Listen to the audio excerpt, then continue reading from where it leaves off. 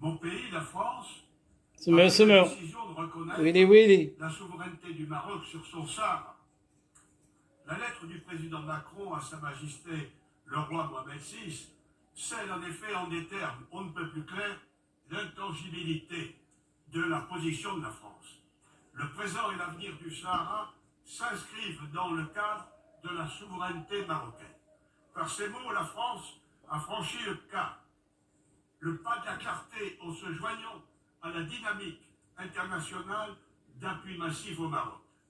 Cette décision apparaît ainsi comme un tournant décisif sur cette question que la France considère comme un enjeu de sécurité régionale. Madame la Présidente, j'observe aussi que l'initiative d'autonomie présentée par le Maroc aux membres du Conseil de sécurité en 2007 est désormais qualifiée par une très grande majorité d'États de seule et unique base pour le règlement de ce différend régional. Preuve en effet sur le terrain, dans les villes de Laayoune et de Dakhla, avec l'ouverture de 32 consulats généraux issus de 40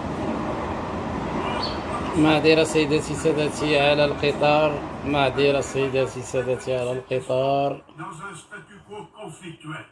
Il conteste régulièrement tous les actes juridiques internationaux conclus par le Maroc en s'appuyant sur une réglementation onusienne de portée générale datant des années 60 qui, à l'évidence, ne prend en compte ni les réalités historiques, politiques et religieuses du pays, ni les évolutions intervenues depuis 2007.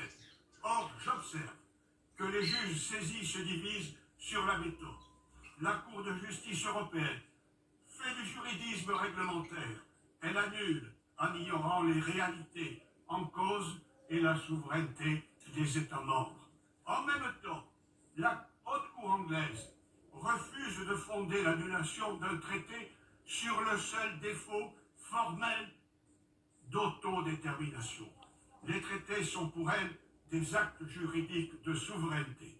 Ainsi, la décision du 4 octobre de la Cour européenne était dès lors prévisible. On rendra ici hommage à la France de l'avoir anticipé dès juillet par la déclaration ferme et solennelle de son président. Il n'y a pas d'erreur plus grave que celle qui est volontaire, aveugle et passionnée. Il est temps désormais que la pression de la communauté internationale permette à la raison de clore définitivement